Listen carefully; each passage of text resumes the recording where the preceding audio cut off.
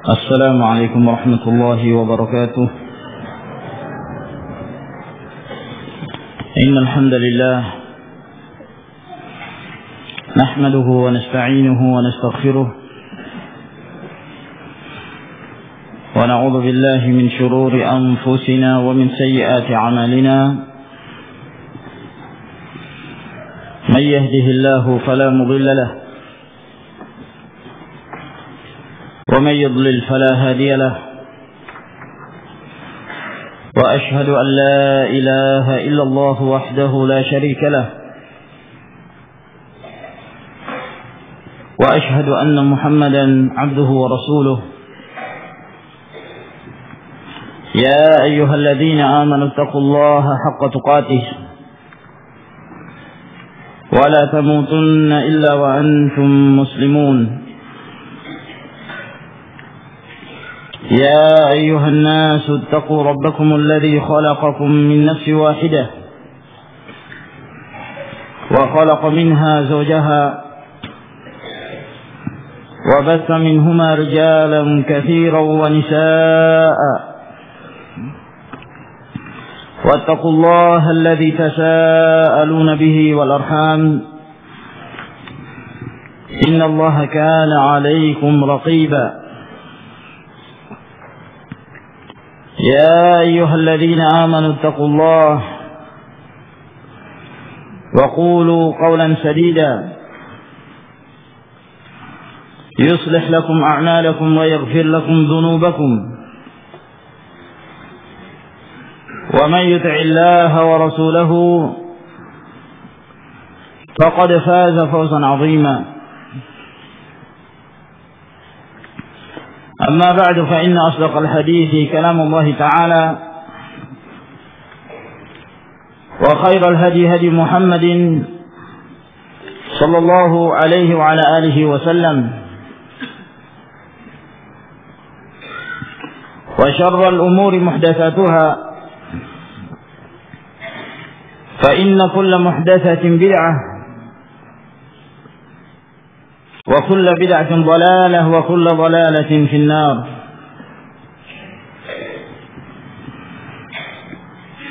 معاشر المسلمين رحمكم الله, kembali kita berkumpul pada malam hari ini dalam pengajian rutin kita mengkaji kitab yang paling sahih setelah Al-Quranul Karim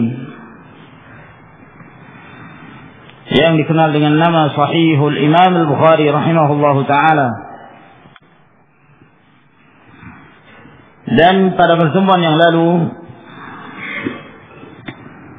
kita masih membahas bab yang ke-10 dari Kitabul Ilm, yaitu bab al-ilmu qabla al-qawli wal-amal, berilmu sebelum berkata dan berbuat. Terakhir kita telah menyebutkan perkataan Abu Dzar radhiyallahu taala anhu, di mana al-Imam Al-Bukhari rahimahullah meriwayatkan ucapan Abu Dzar secara ta'liq, yakni tanpa sanad. Dan riwayat Abu Dzar ini diriwayatkan di luar Sahihul Imam Al-Bukhari secara bersambung.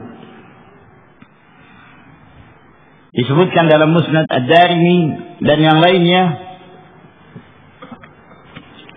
dari jalan Al-Auza'i rahimahullahu ta'ala dari Abu Kathir Malik bin Marthad dari ayahnya, di mana Abu Dzar radhiyallahu ta'ala anhu mengatakan, "Law wada'tum as-samsamata 'ala hadhihi wa ashara ila qafah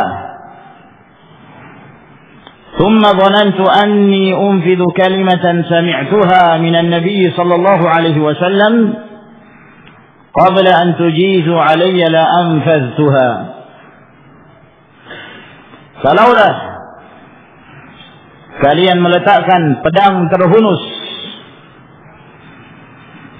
as-samsamah, yakni as-sayf as-sarim, kalaulah kalian meletakkan pedang terhunus di atas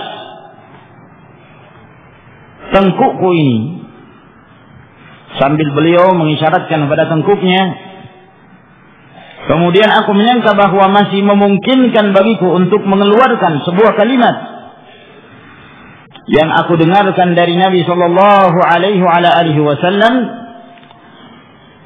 sebelum kalian menerapkan eksekusi tersebut, maka aku akan menyampaikannya, aku akan menyebarkan ilmu tersebut. Yang menunjukkan dari perkataan Abu Dzar radhiyallahu taala anhu ini pentingnya menyampaikan ilmu kepada orang lain, menyebarkan ilmu.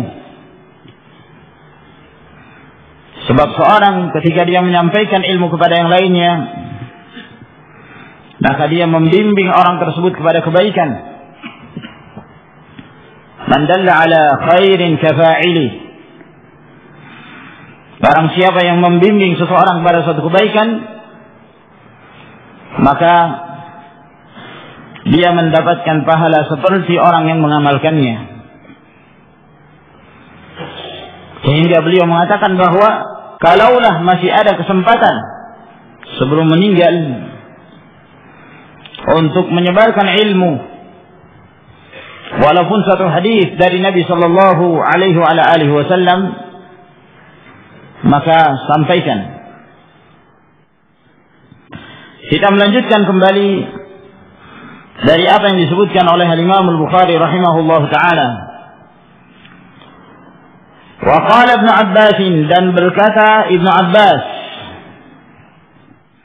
Abdullah bin Abbas, faqihnya umat ini, dan beliau ahli tafsir dari kalangan para sahabat ridwanullahi alaihim ajma'in. Berkata Ibnu Abbas, kunu rabbaniyina hukama fuqaha.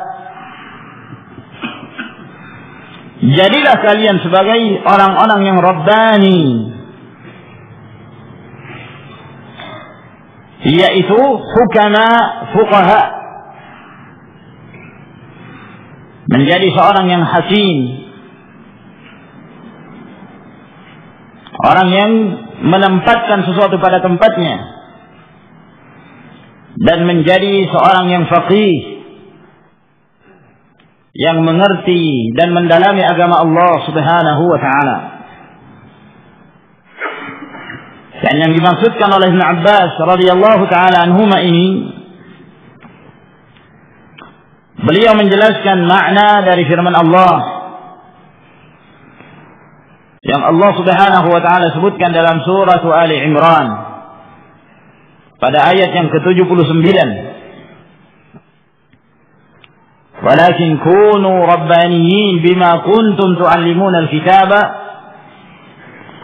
wa bima kuntum tadrusun. Jadilah kalian menjadi orang-orang yang rabbani dengan apa yang kalian ajarkan berupa Alkitab, dengan apa yang telah kalian ilmui dan yang telah kalian pelajari. Maka Ibnu Abbas radhiyallahu ta'ala anhuma menjelaskan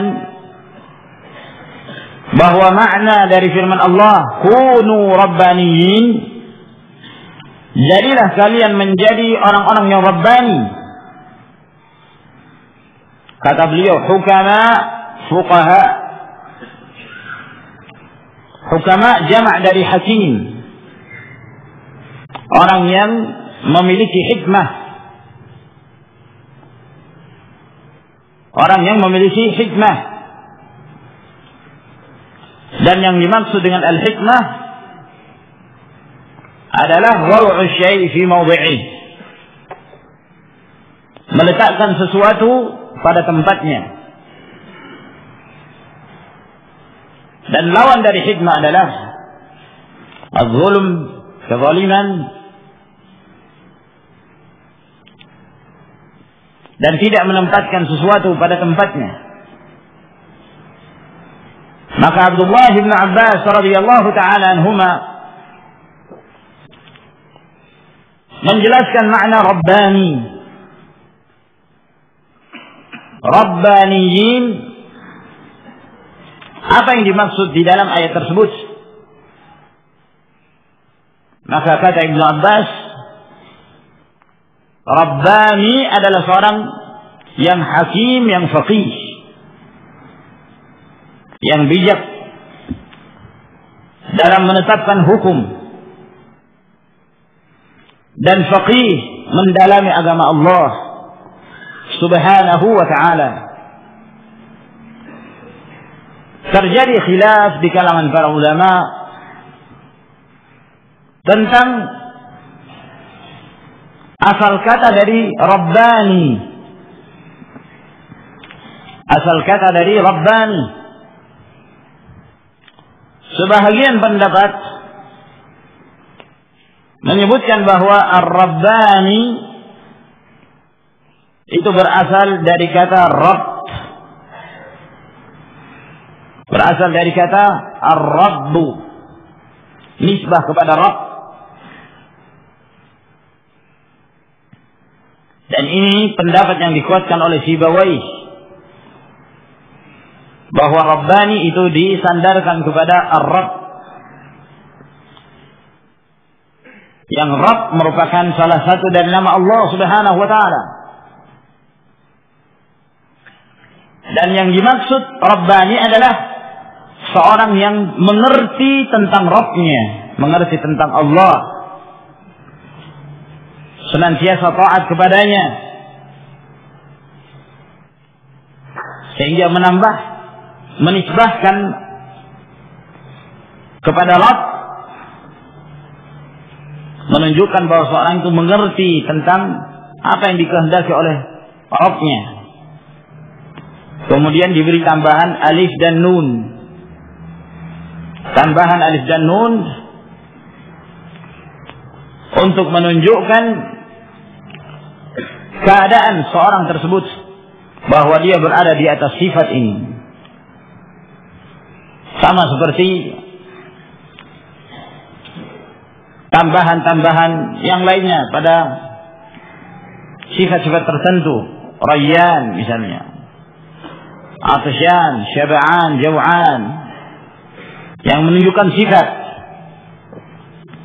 Maka demikian pula Rabbani, Rabban, asal katanya Rabb, kemudian ditambah alif dan nun menunjukkan sifat, kemudian dinisbahkan ya yang menunjukkan nisbah, Rabbaniyun, yang maknanya adalah seorang yang memiliki sifat mengerti tentang Allah, mengerti tentang syariat Allah subhanahu wa ta'ala, dan menjalankan ibadah kepadanya haqqal ibadah, dengan sebenar-benarnya ibadah. Sebahagian menyebutkan bahwa Rabbani itu dari kata tarbiyah, yang artinya mendidik, pendidikan. Sehingga Rabbani maknanya adalah al-murabbi, yang mendidik, yang mendidik. Dan pada hakikatnya kedua pendapat ini saling berhubungan, apakah dari ar-rabb atau dari makna tarbiyah. Sebab ar-rabbu itu sendiri, ar-rabb, nama dari nama Allah subhanahu wa ta'ala, yang Allah sebutkan dalam surah Al-Fatihah, Alhamdulillahi Rabbil Alamin. Kata Rabb itu sendiri menunjukkan bahwa Allah subhanahu wa ta'ala yang mentarbiyah makhluknya, hamba-hambanya. Di antara makna Rabb, yakni al-murabbi, bahwa Allah yang mendidik hamba-hambanya ini. Pendidikan Allah Subhanahu wa taala kepada hamba-hambanya terbagi menjadi dua bahagian. Ada pendidikan secara umum, ada pendidikan secara khusus. Pendidikan secara umum yakni kepada seluruh makhluk, baik yang muslim maupun yang kafir, baik manusia maupun hewan. Apa yang kita saksikan dari hewan-hewan yang memiliki kelebihan, itu adalah merupakan tarbiyah dari Allah Subhanahu wa taala. Naam, seekor ayam betina yang memiliki anak-anak yang masih kecil, termasuk di antara rasa kasih sayang seekor ayam tersebut kepada anak-anaknya. Ketika dia mendapatkan makanan, dia tidak memakannya, tapi dia berikan kepada anak-anaknya. Siapa yang mengajari dia? Dia hanya seekor hewan yang tidak punya akal. Yang mengajari, yang mendidiknya adalah Allah Subhanahu wa taala. Siapa saja dari umat ini, siapa saja dari hamba-hamba ini yang memiliki ilmu dalam urusannya, yang dengan itu dia bisa mencari rezeki, maka itu adalah merupakan pendidikan secara umum dari Allah Subhanahu wa taala. Yang kedua adalah tarbiyatun khassah, pendidikan secara khusus, di mana Allah Subhanahu wa taala mendidik dengan didikan iman, hidayah. Dan ini tidak diberikan kecuali orang-orang yang diridhai Allah Tabaraka wa ta'ala. Sehingga pada hakikatnya, apakah dia berasal dari kata ar-rabbu atau dari kata tarbiyah, tidak bertentangan. Walhasil bahwa yang dimaksud dengan ar-rabbani adalah seorang yang hakim, seorang yang mengerti tentang al-halal wal haram, seorang yang mengerti tentang agama Allah Subhanahu wa taala, yang dengannya dia mengamalkan, lalu kemudian dia menyebarkan ilmu yang telah dia ketahui dari yang halal dan yang haram tersebut. Oleh karena itu, Al-Imam Syaukani rahimahullah, beliau menyebutkan di dalam tafsirnya dalam Fathul Qadir, ketika menjelaskan makna dari firman Allah Subhanahu wa taala di dalam surah Ali Imran ini, beliau mengatakan, wa fi hadhihi al-ayah a'zamu ba'ith liman 'alima 'ala an ya'mal. Di dalam ayat Allah Subhanahu wa taala ini adalah pendorong yang sangat kuat, pendorong yang sangat besar bagi seorang yang telah memiliki ilmu agar dia mengamalkan ilmunya.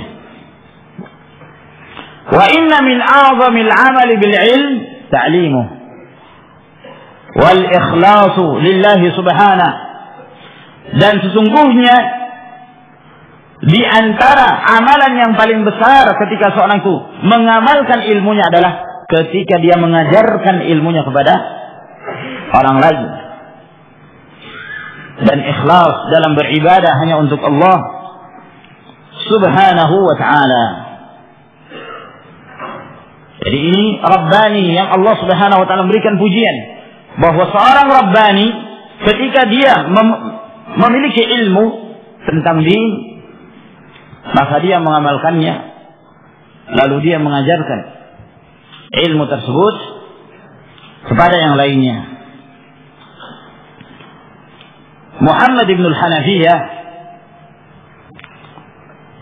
salah seorang dari kalangan tabi'in, ketika Abdullah bin Abbas radhiyallahu ta'ala anhuma meninggal, maka beliau mengatakan, matal yawma rabbani hadhihi al-ummah. telah meninggal pada hari ini seorang rabbaninya umat ini, yaitu Abdullah ibnu Abbas radhiyallahu ta'ala anhuma. Wa yuqalu, dan dikatakan, yakni dalam menjelaskan sifatnya seorang rabbani, ar-rabbaniyu alladhi yurabbi an-nasa bi sigharil ilmi qabla kibarih, bahwa seorang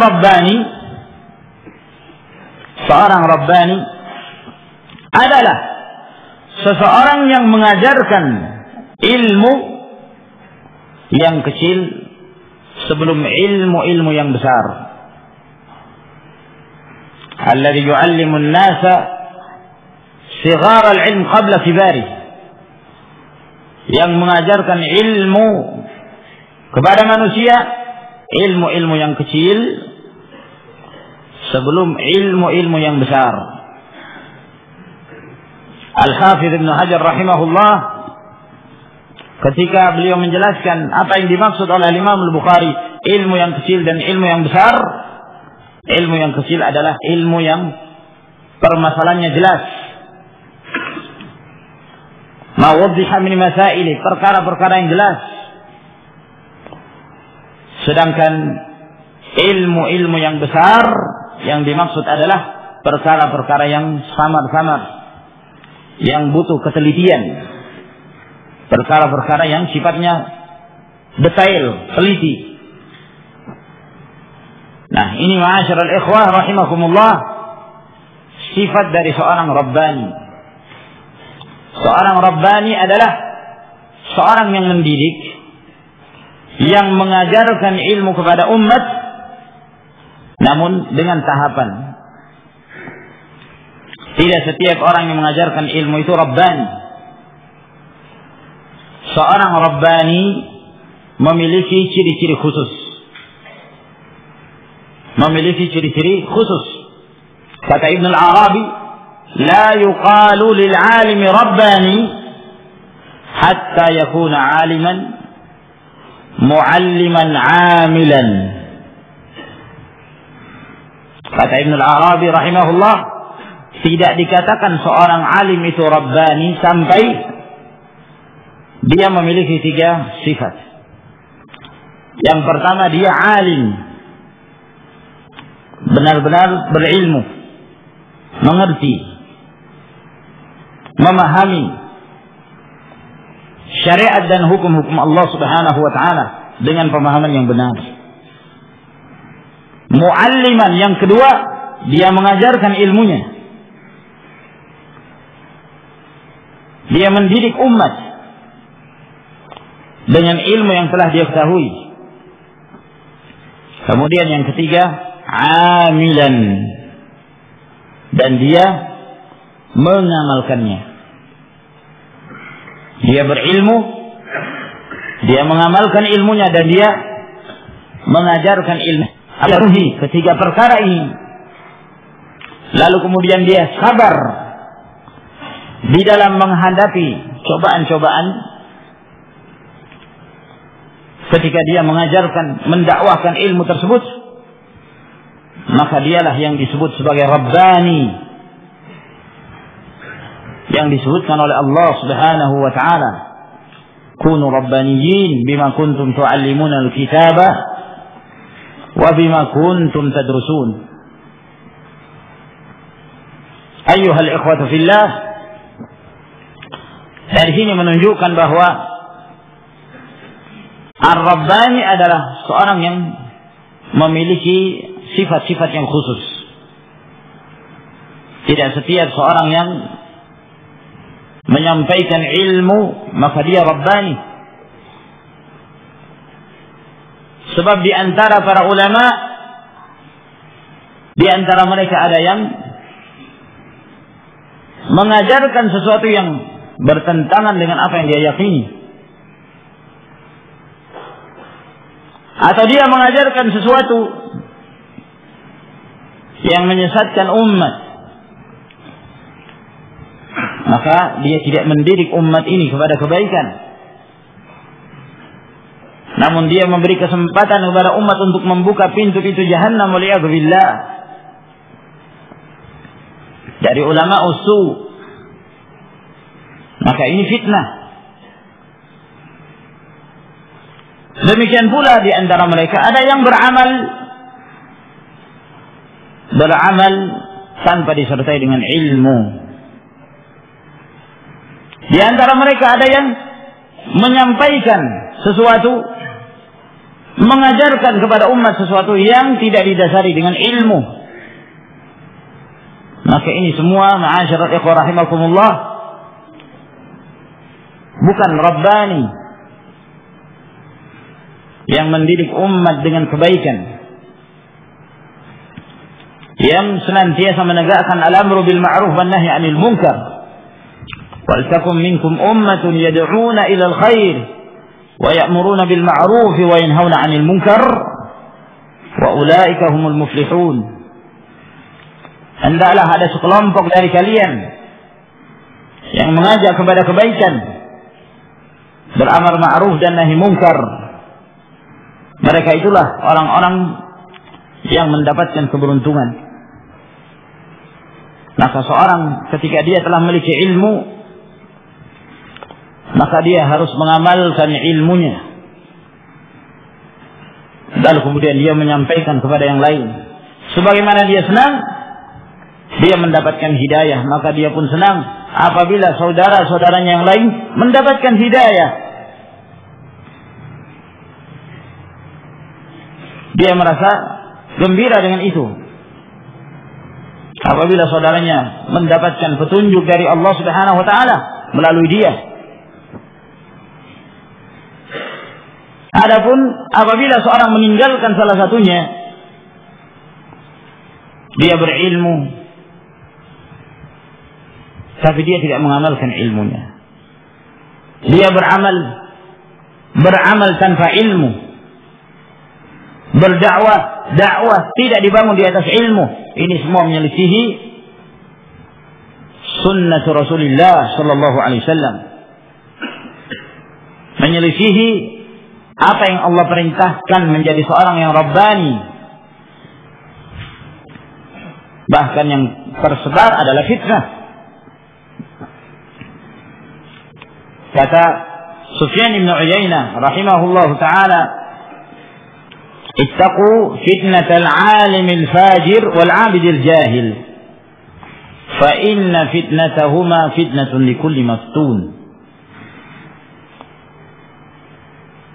Waspadalah kalian, hati-hatilah kalian terhadap fitnahnya dua kelompok, dua golongan dari kalangan manusia. Yang pertama, al-'alimil fajir, orang yang berilmu tapi fajir, menyimpang dari kebenaran, dia tidak mengamalkan ilmunya. Dan seorang yang ahli ibadah tapi jahil, sungguh-sungguh dalam beribadah tapi tidak membangun ibadahnya di atas ilmu. Karena sesungguhnya fitnah keduanya adalah merupakan fitnah bagi setiap orang yang terkena fitnah. yakni setiap orang dari kalangan kaum muslimin apabila mereka terfitnah, sebabnya salah satu dari dua ini, alim fajir atau al-abidul jahil, ahli ibadah tapi bodoh, tidak memiliki ilmu. Oleh karena itu, ma'asyiral ikhwah rahimakumullah, kedua sifat inilah yang sangat dibenci oleh Allah Subhanahu wa taala, dan kedua sifat inilah yang kita selalu berlindung kepada Allah di dalam salat kita. Dalam suratul Fatihah kita memohon kepada Allah, ihdinas siratal mustaqim, siratal ladzina an'amta alaihim ghairil maghdubi alaihim waladdallin. Tunjukilah kami jalan yang lurus, yaitu jalannya orang-orang telah Engkau berikan nikmat kepada mereka, bukan jalannya orang yang dimurkai dan sesat. Bukan jalannya orang dimurkai dan sesat. Nabi Nabi sallallahu alaihi wasallam menjelaskan siapa dua kelompok ini. Dalam riwayat At-Tirmidzi dari hadis Ali bin Hatim, kata Nabi alaihi salatu wassalam, al-yahudu maghdubun alaihim wan nasara dhullal. Bahwa orang-orang Yahudi itu adalah orang yang dimurkai Allah Subhanahu wa taala, sedangkan orang-orang Nasara mereka itulah orang-orang yang sesat. Jadi yang dimaksud dengan firman Allah ghairil maghdubi alaihim, al-maghdubu alaihim humul yahud, orang-orang Yahudi. Mereka dimurkai Allah. Dan yang dimaksud dengan ad-dallin adalah orang-orang Nasara. Para ulama menjelaskan, di antara yang menjelaskan hal ini adalah Syekhul Islam Ibn Taimiyah rahimahullah di dalam kitab beliau yang sangat bagus sekali yang berjudul Iqtida' as-Siratal Mustaqim. Beliau menjelaskan bahwa mengapa Allah Subhanahu wa taala murka kepada orang-orang Yahudi, disebabkan karena mereka mengerti ilmu. Mereka mengerti tentang syariat Allah, namun mereka sengaja melanggar syariat Allah dan tidak mengamalkan ilmu yang telah mereka ketahui. Sesat padahal mereka punya ilmu. Afara'aita man ittakhadha ilahahu hawa wa adallahu Allahu ala ilm wa khatama ala sam'ihi wa qalbihi wa ja'ala ala basari ghishawa faman yahdihi min ba'dillah afala tadhakkarun. Apakah engkau melihat orang yang telah menjadikan hawa nafsunya sebagai sesembahan dia, dan Allah menyesatkan dia dalam keadaan dia punya ilmu? Allah menyesatkan dia dalam keadaan dia punya ilmu. Dia mengetahui kebenaran, tapi dia sembunyikan kebenaran itu, lalu yang dia amalkan berbeda dengan apa yang diketahui dari kebenaran. Ini Yahudi. Sebaliknya orang-orang Nasara, mereka dhalun, mereka menjadi orang-orang sesat karena mereka ibadah, sungguh-sungguh dalam beribadah, namun tidak mendasari ibadahnya dengan ilmu, menyangka bahwa itu disyariatkan padahal tidak disyariatkan oleh Allah karena jahil. Seperti anggapan mereka bahwa tidak menikah itu merupakan tanda kesucian. Rahbaniyah ibtada'uha. Mereka menganggap itu ibadah, padahal tidak demikian yang Allah Subhanahu wa taala syariatkan kepada mereka. Maka mereka menjadi orang-orang yang sesat. Intinya karena tidak menggabungkan antara dua hal yang penting, ilmu dan amal. Kata Sufyan bin Uyainah rahimahullah, man fasada min ulama'ina fafihim shibhun min al-yahud wa man fasada min ubadina fafihi shibhun min al-nasara. Siapa yang rusak dari kalangan ulama umat ini, maka dia serupa dengan orang-orang Yahudi yang berilmu tapi tidak mengamalkan ilmunya. Dan siapa yang rusak dari kalangan ahli ibadah dari kalangan umat ini, maka dia serupa dengan Nasara, disebabkan karena mereka berbuat bid'ah dan beribadah tidak di atas ilmu yang diajarkan oleh Rasulullah sallallahu alaihi wa ala alihi wasallam. Kemudian kita masuki bab yang berikutnya, bab yang ke-11. Berkata Imam Abu Abdullah Muhammad bin Ismail bin Ibrahim bin Al-Mughirah bin Bardizbah Al-Ju'fi Al-Bukhari rahimahullah ta'ala, bab ma kana an-nabiy sallallahu alaihi wasallam yatakhawwaluhum bil maw'izati wal 'ilm kay la yanfiru. Bab bahwa Nabi sallallahu alaihi wa ala alihi wasallam yatakhawwaluhum bil mau'izah, bahwa Nabi alaihi salatu wasallam yatakhawwal, Yang dimaksud yatakhawwal, yani yata'ahaduhum, yani melihat kondisi para sahabat, memperhatikan waktu-waktu mereka untuk memberi nasihat, agar kemudian nasihat tersebut mudah untuk diterima. Jadi kata Imam Al-Bukhari, bab di mana Nabi sallallahu alaihi wasallam yatakhawwal, memperhatikan kondisi para sahabat bil mau'izah, untuk memberikan nasihat, wal ilm, menyampaikan ilmu, kay la yanfiru, agar kemudian mereka tidak lari. Maksudnya mereka tidak bosan. Dan yang dimaksud oleh Al-Imam Al-Bukhari rahimahullahu ta'ala dalam bab ini, beliau hendak menjelaskan bahwa dalam hal memberikan mau'izah tidak dianjurkan untuk sering, ya, setiap saat. Nah, mungkin ada seorang sedang ngobrol dengan yang lainnya, mereka berkumpul, lalu kemudian tiba-tiba kita datang memberi nasihat, padahal mereka tidak siap untuk menerima itu. Nah, setelah itu, ya mungkin pada awalnya senang, tapi saking seringnya, nah, maka menyebabkan malal, bosan. Nah, sehingga Rasulullah sallallahu alaihi wasallam apabila beliau hendak menyampaikan nasihat-nasihat beliau kepada para sahabat, melihat kondisi mereka, waktunya pas enggak untuk menyampaikan nasihat, momennya, tempatnya, maka ini harus diperhatikan. Mura'atul awqat, memperhatikan waktu-waktu yang pas, yang memungkinkan, ya, agar kemudian mereka senang dengan ilmu, mereka senang dengan nasihat.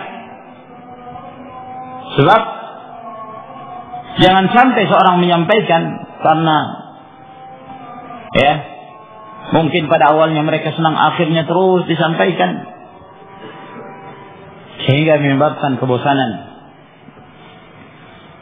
ya, menimbulkan perasaan bosan. Sesuatu yang tadinya nikmat terdengar, karena seringnya, akhirnya mungkin menimbulkan sya'amah, ya, bosan dan semisalnya, dan bahkan dikhawatirkan justru akan menimbulkan kebencian. Lalu berkata Imam Al-Bukhari rahimahullah, haddatsana Muhammad bin Yusuf, telah memberitakan kepada kami Muhammad bin Yusuf. Di dalam sahihnya apabila beliau menyebutkan Muhammad bin Yusuf, ya, tidak dijelaskan nisbahnya kemana, maka yang dimaksud adalah Al-Firyabi, karena gurunya Al-Imam Al-Bukhari yang bernama Muhammad bin Yusuf itu ada dua. Ada Muhammad bin Yusuf Al-Firyabi, ada pula Muhammad bin Yusuf Al-Bikandi. Namun kalau disebutkan secara mutlak, yakni tidak dinisbahkan, hanya disebutkan telah memberitakan kepada Muhammad bin Yusuf, maka yang dimaksud adalah Al-Firyabi.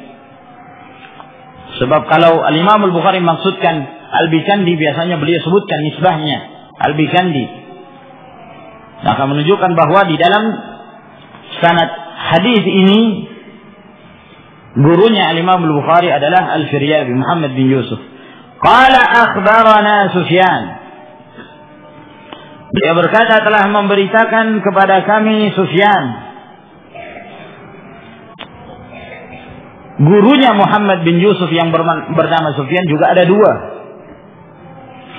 Ada Sufyan Ats-Tsauri, Sufyan bin Sa'id bin Masruq Ats-Tsauri, ada Sufyan bin Uyainah, Abu Muhammad Al-Hilali. Dua-duanya Muhammad bin Yusuf Al-Firyabi telah meriwayatkan dari keduanya. Sehingga siapa Sufyan yang disebutkan dalam sanad ini? Kalau Muhammad Al-Firyabi menyebutkan Sufyan secara mutlak, tidak menyebutkan setelahnya, maka yang dimaksud adalah Sufyan Ats-Tsauri. Maka di dalam riwayat ini yang dimaksud Sufyan adalah Sufyan Ats-Tsauri. Akhbarana Sufyan 'anil A'mash, dari Al-A'mash Sulaiman bin Mihran Abu Muhammad Al-Kufi Al-Muqri, 'an Abi Wa'il, dari Abu Wa'il Syaqiq bin Salamah, 'an Ibn Mas'ud qala, dari Abdullah bin Mas'ud radhiyallahu ta'ala anhu, beliau berkata, كان النبي صلى الله عليه وسلم يتخولنا بالموعظة في الأيام. Adalah Nabi sallallahu alaihi wasallam, beliau memperhatikan kondisi kami. Ya. Dan boleh juga kita terjemahkan, beliau menjarang-jarangkan kami dalam memberikan nasihat. Yani tidak sering. Fil ayyam, dalam beberapa hari. Karahat as-sa'amati alaina, karena beliau khawatir jangan sampai mendatangkan perasaan bosan terhadap kami. Hadis ini adalah hadis yang sahih. Abdullah bin Mas'ud menukilkan dari Nabi sallallahu alaihi wasallam. Oleh karena itu, hadis ini pun diamalkan oleh Abdullah bin Mas'ud radhiyallahu ta'ala anhu. Beliau, Abdullah bin Mas'ud, apabila memberikan nasihat kepada murid-muridnya, beliau memberikan mau'izah, nasihat itu pada setiap hari Kamis. Pada setiap hari Kamis. Lalu kemudian murid-muridnya datang mengatakan kepada Ibnu Mas'ud, alangkah inginnya kami, wahai Abu Abdurrahman, kalau engkau memberikan nasihat itu kepada kami setiap hari. Setiap hari. Kata Abdullah bin Mas'ud, lalu beliau menyebutkan hadis ini bahwa Nabi sallallahu alaihi wasallam yatakhawwal, menjarang-jarangkan, memperhatikan waktu-waktu tertentu di dalam memberikan mau'izah, nasihat, karena khawatir akan mendatangkan perasaan bosan. Maka di dalam hadis ini menjelaskan kepada kita bahwa dalam menyampaikan ilmu hendaklah memperhatikan kondisi al-mad'u, kondisi yang mendengarkan ilmu. Apakah mereka siap atau tidak? Sehingga mereka benar-benar, dan agar ilmu tersebut la yuhan, tidak dihinakan. Bayangkan kalau seorang yang menyampaikan ilmu mengatakan berfirman Allah, bersabda Rasulullah, lalu mereka asyik ngobrol di situ. Naam.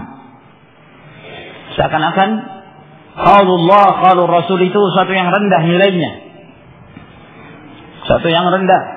Maka dalam kondisi-kondisi tersebut, maka diperhatikan. Orang sedang berjual beli, ya.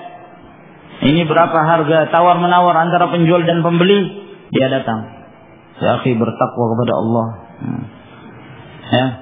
Ini di masjid ada taklim. Ada kumpul beberapa orang jamaah. Datang. Yang dibaca Fadailul A'mal. Atau Hayatus Sahabah. Nah, orang sedang sibuk dengan dunianya, tidak memperhatikan kondisi. Orang sedang bekerja, didatangi. Nah, akhirnya orang yang sering datangi mengatakan, sudah sama kan seperti kemarin, saya sudah tahu. Nah, walhasil ma'asyiral ikhwah rahimakumullah, perhatikan kondisi. Dan ini dari sunnah Nabi sallallahu alaihi wasallam. Dan di sini Al-Imam Al-Bukhari, menyebutkan baik nasihat maupun ilmu. Baik nasihat maupun ilmu. Namun Al-Hafidz Ibnu Hajar rahimahullah ta'ala menjelaskan bahwa ini semua dikembalikan pada kondisi al-mad'u, ya, kondisi mereka yang diajarkan kepadanya ilmu. Berkata Al-Hafidz, wa yustafadu min al-hadits, faedah dari hadis ini istihbabu tarkil mudawamati fil jadd fil amal salih khasyat al-milal. Dianjurkannya untuk meninggalkan, ya, terus menerus dalam bersungguh-sungguh dalam beramal saleh, khawatir, ya, akan menjadi bosan. Wa in kanat al-muwadhabatu matlubatan lakinnaha ala qismain. Walaupun terus-menerus itu adalah suatu hal yang dituntut. Suatu hal yang dituntut, namun terbagi menjadi dua bagian. Imma kulla yawm ma'adami takalluf, boleh setiap hari tapi tidak memberatkan. Wa imma yawman ba'da yawm fayakunu yawmut tark li ajli ar-raha liyuqbil 'ala thani binashat. Ataukah sehari demi sehari, sehari nasihat, kemudian sehari setelah itu istirahat, kemudian terus seperti itu. Naam, li ajli ar-raha, supaya ada waktu untuk beristirahat, agar kemudian dia memasuki hari yang berikutnya dalam keadaan semangat kembali. Wa imma yawman fil Jumat, ataukah sehari dalam sepekan, itu pada setiap hari Jumat. Wa yakhtalifu bi ikhtilafil ahwali wal ashkhas, dan ini berbeda tergantung keadaan dan tergantung masing-masing dari orangnya. Wa dhabitu al hajatu ma'a mura'ati wujudi nasyat, dan yang menjadi ukuran adalah kebutuhan seseorang dan adanya semangat untuk belajar. Adanya semangat untuk belajar. Nah, di antara mereka ada yang dalam hal menuntut ilmu semangat luar biasa. Oleh karena itu para ulama, ya, mereka dengan kesungguhan mereka dalam menimba ilmu menyebabkan mereka, yakni, tidak senang untuk menghabiskan waktunya bukan dalam menuntut ilmu, mendapatkan faedah ilmu. Nah, sampai di antara mereka ada yang tidak istirahat sampai tidur yang mengalahkan dia. Sampai tidur yang mengalahkan dia. Tidur sambil duduk. Seperti yang diriwayatkan dari Al-Imam An-Nawawi rahimahullah ta'ala. Beliau tidak tidur sampai tidur yang mengalahkan dia. Ya, kalah betul tidur. Tidurnya dalam keadaan duduk. Setelah itu kalau, ya, bangun, ya, melanjutkan kegiatannya. Subhanallah. Di antara mereka ada yang sibuk, ya, urusannya kitab, membaca, menelaah terus, menambah ilmu setiap saat. Nah, di antara para ulama salaf ada yang mengatakan la yunalul ilm bi rahatil jasad. Ilmu itu tidak akan didapatkan dengan, ya, bersenang-senang, bersantai ria. Nah, bersantai ria. Nah, para ulama salaf juga mengatakan ij'al kullaka lil ilm ya'tika ba'dhuh. Jadikan semua waktumu untuk ilmu, yang datang ilmu itu hanya sebagian saja. Itu kalau menjadikan seluruh waktu untuk ilmu, yang datang hanya sebagian. Gimana kalau sebagian waktu saja? Ya, yang datang sangat sedikit dari ilmu tersebut. Sampai-sampai ada, ya, ini dikisahkan salah seorang dari kalangan para ulama. Naam, ketika dia baru menikah. Namanya seorang kalau baru menikah, yakni biasanya fokusnya ke istrinya, kan begitu. Nah, tapi ini baru setelah menikah masuk maktabah, baca kitab. Nah, sampai-sampai mertuanya, ya, ibu istrinya datang ke dia. Nah, mengambil kitab itu dari tangannya, dan membuangnya. Lalu dia mengatakan, ini ya, kata dia, lebih berbahaya daripada 300 orang istri yang kamu hendak madu mereka itu. Ya. Dalam artian dia merasa bahwa anaknya ini diterlantarkan gitu. Dia lebih memilih kitabnya daripada istrinya. Seakan-akan tidak diperhatikan. Kata mertua, mending kamu menikah 300 wanita yang kamu jadikan sebagai madu istri yang pertama daripada membaca kitab. Nah, saking jengkelnya melihat sebagian mereka yang memperhatikan ilmu. Nah, seakan-akan itu istri keduanya, ya, istri mudanya. Nah, saking cintanya dengan ilmu, walhasil ini dikembalikan pada setiap orang. Ya, ada seorang yang senang mendapatkan ilmu yang lebih dalam sehari, ada pula yang mungkin tersibukkan dengan yang lain. Walhasil dari sini menunjukkan bahwa dianjurkan seseorang itu memperhatikan kondisi. Demikian pula termasuk di antara sunnah Nabi sallallahu alaihi wasallam berkenaan tentang masalah al-mau'izah dalam khutbah, ya, atau yang lainnya, maka beliau, di antara sifat khutbah beliau adalah ringkas. Di antara sifat khutbah beliau adalah ringkas. Karena dengan sebab ini dikhawatirkan akan menimbulkan perasaan bosan, ya.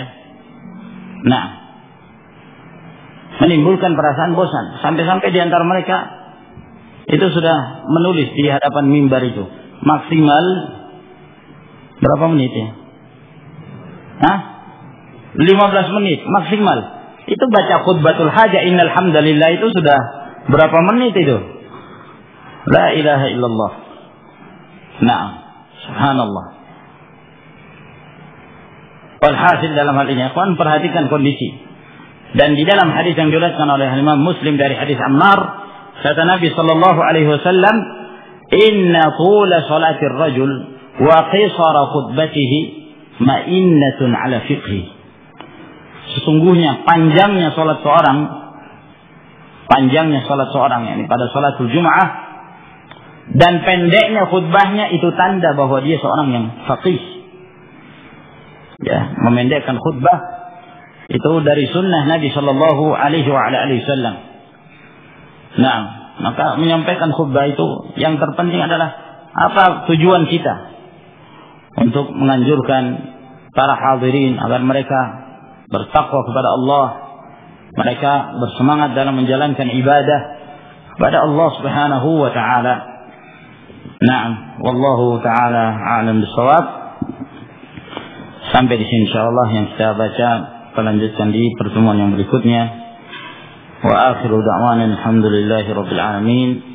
Wassalamu alaikum warahmatullahi wabarakatuh.